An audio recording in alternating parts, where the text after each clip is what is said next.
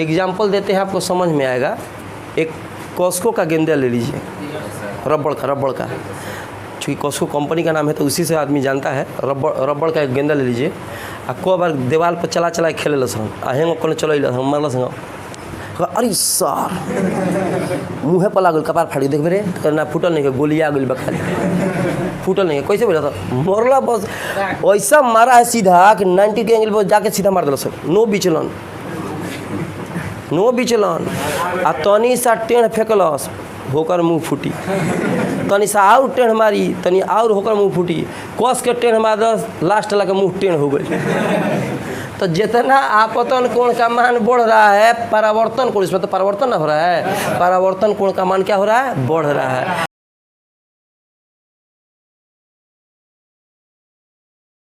आज का हेडिंग लिखिए तो पूर्ण आंतरिक परावर्तन। पूर्ण आंतरिक परावर्तन अंग्रेजी हो गया टोटल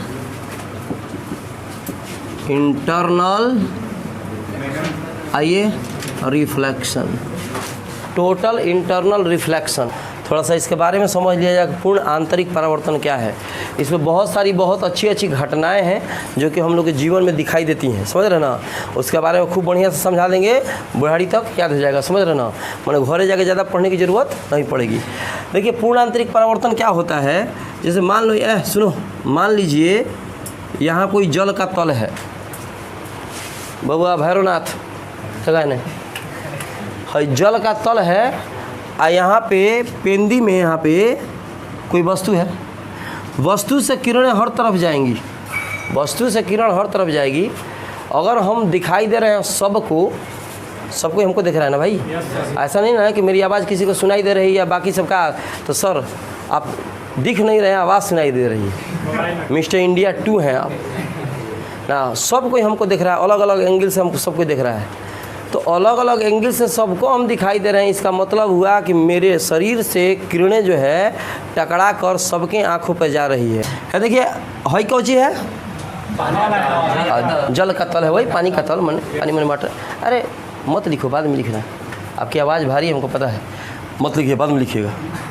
यहाँ कोई वस्तु है, अब वस्तु से किरणें सब तरफ जाएंगी, जिस तरह से मेरे शरीर से टकरा कर किरणें सबके पास जा रही है और सब कोई हमको देख रहा है। उसी प्रकार से यहाँ से किरण चली और सीधा किरनी निकल गई, वो से किरनी चलेगी तो एक तरफ चलेगी, एगो गई बिना बिचलन के सीधा निकल गया। अब एगो और चली और डीवी बिठाएँ, फिर एक और चली डीवी बिठाएँ, फिर एक और चली डीवी बिठाएँ, एक और चली डीवी बिठाएँ, फिर पीछे क्या है तो क्या छुछुड़ी हो, एक जगह से फेंकता, समझ ना। तो इसमें विचलन क्यों नहीं हुआ, सीधा क्यों चली गई। ध्यान में रखना चाहिए कि आखिर सीधी किरणें क्यों चली जाती हैं। ठीक है, सब में विचलन होगा एक माध्यम से, ये सघन माध्यम है, पानी है तो कौन माध्यम है, सघन, हवा है तो विरल माध्यम है। कॉन्सेप्ट क्लियर होना चाहिए, रटने का खाली लिखने का तो यहाँ नहीं आने का। अब यहाँ देखो, ओ से चली किरण सीधे कोई आ जाके क्या हो गई, निकल गई। अब यहाँ से ऐसे चलेगा तो यहाँ देखो अभिलंब बना रहे हैं, ठीक है, तो किरण मुड़ेगी, किरण मुड़ी, फिर और ज़्यादा यहाँ पे आपतन कोण हुआ। जैसे जैसे आपतन कोण का मान बढ़ेगा अपवर्तन कोण का मान भी क्या होगा, बढ़ेगा। एग्जाम्पल देते हैं, आपको समझ में आएगा। एक कॉस्को का गेंदा ले लीजिए, रबड़ का, चूँकि कॉस्को कंपनी का नाम है तो उसी से आदमी जानता है। रबड़ का एक गेंदा ले लीजिए आ को बार दीवार पर चला खेले लसन हेंग को चल मरल संग अरे सर मुँहे पर लागल कपार फाड़ी देख रे ना फूटल नहीं गोलिया गल खाली फूटल नहीं कैसे बोला था मरला बस ऐसा मारा है सीधा कि 90 के एंगल पर जाके सीधा मार दिल सब। नो बिचलन आ तनी सा टेढ़ फेंकलस होकर मुँह फूटी, तनी सा और टेढ़ मारी तनी और होकर मुँह फूटी, कस के टेढ़ मार दस लास्ट ला के मुँह टेढ़ हो गई। तो जितना आपतन कोण का मान बढ़ रहा है परावर्तन कोण, इसमें तो परावर्तन ना हो रहा है, परावर्तन कोण का मान क्या हो रहा है, बढ़ रहा है। तो इसमें वही कंडीशन यहाँ पर भी लागू हो रहा है। आपतन कोण का मान बढ़ेगा, टकराने वाला टेढ़ा होगा तो उतना ही उसमें अपवर्तन कोण का मान भी मुड़ाव ज़्यादा होगा। कोई दिक्कत? तो देखिए इससे ज़्यादा का कोण है, यहाँ टेढ़ा और हो गया, तो टेढ़ा और हो गया तो ई चले आएगा इसी पे, इस पे आ गया। हम बता रहे थे कि जैसे जैसे यहाँ देखिए ये कोण है, इससे बड़ा ये कोण है, इससे बड़ा ये कोण है, तो ये चला गया इस 90 पे। अब ये कहाँ जाएगा? अब नीचे जाएगा। ठीक है, जल से चला और जले में आ गया, तो यहाँ अपवर्तन, यहाँ अपवर्तन, यहाँ अपवर्तन, लेकिन यहाँ पूर्ण आंतरिक परावर्तन। पूर्ण माने जितना गया टकरा का टोटल का टोटल आ गया। आपतन कोण बढ़ेगा तो अपवर्तन कोण बढ़ेगा कि नहीं? बढ़ा। सुनिए अब ध्यान दीजिए, अब यहाँ पे जो यहाँ कोई डिग्री बनेगा? 90। ध्यान से समझिएगा कि रटना न पड़े।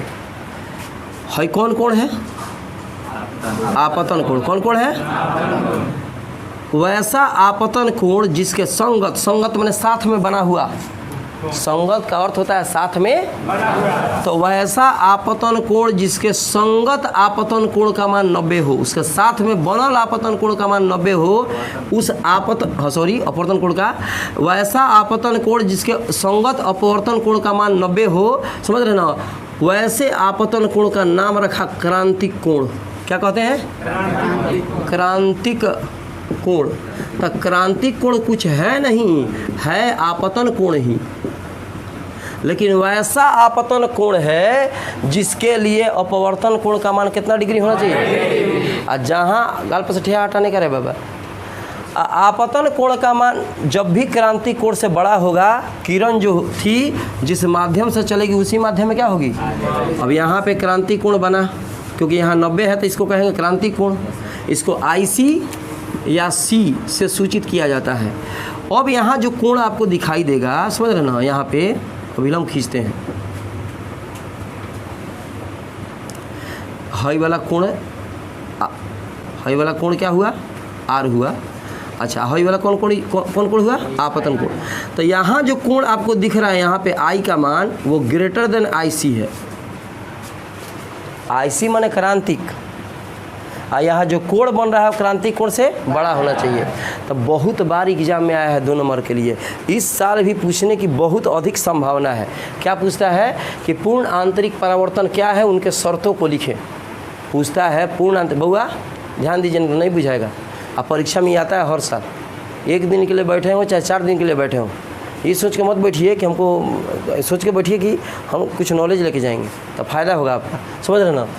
आपतन कोण का मान क्रांतिक कोण से बड़ा हो, तो क्या क्वेश्चन पूछना जानते हैं कि क्या कंडीशन है, क्या स्थिति है जिसके लिए पूर्ण आंतरिक परिवर्तन होता है? चाहे कहे ऐसे लिखेगा, पूर्ण आंतरिक परिवर्तन क्या है, इनके शर्तों को लिखें। पूर्ण आंतरिक परिवर्तन क्या है, इनके शर्तों को लिखें। तो परिभाषा क्या दीजिएगा? जब कोई किरण सघन माध्यम से विरल माध्यम की ओर गतिमान हो और वह किरण तल से टकराकर पुनः सघन से चलकर सघने में चल आती है, तो कहेंगे पूर्ण आंतरिक परिवर्तन। यहाँ पूर्ण आंतरिक परिवर्तन हो रहा है, यहाँ हो रहा है, सघन से चल के सघने में गया। शर्त क्या लिखिएगा? कहेगा शर्त बताइए। तो शर्त कहेगा कि किरणों को सघन से विरल की तरफ जाना चाहिए। पहला शर्त हुआ कि सघन से किधर जाना चाहिए? दूसरा शर्त हुआ कि आपतन कोण का मान क्रांतिक कोण से क्या होना चाहिए? और रटना वाला चीज़ नहीं है। क्रांतिक कोण क्या हाथ रट के सीधा याद रहो, क्रांतिक कोण माने आपतन कोण, लेकिन ओकरा अपवर्तन कोण का मान कितना होना चाहिए? 90 डिग्री होना चाहिए, तो हो जाएगा। कोई दिक्कत समझ रहे हैं इसमें? अच्छा, अब इसमें सघन है माने यहाँ जल है लिख देते हैं, और यहाँ क्या है? हवा है। अब लिखवाए ना हम, चलिए लिखवाते हैं पूर्ण आंतरिक परिवर्तन का परिभाषा, उसके बाद चित्र बनवा के और उसके बाद ये कर देंगे।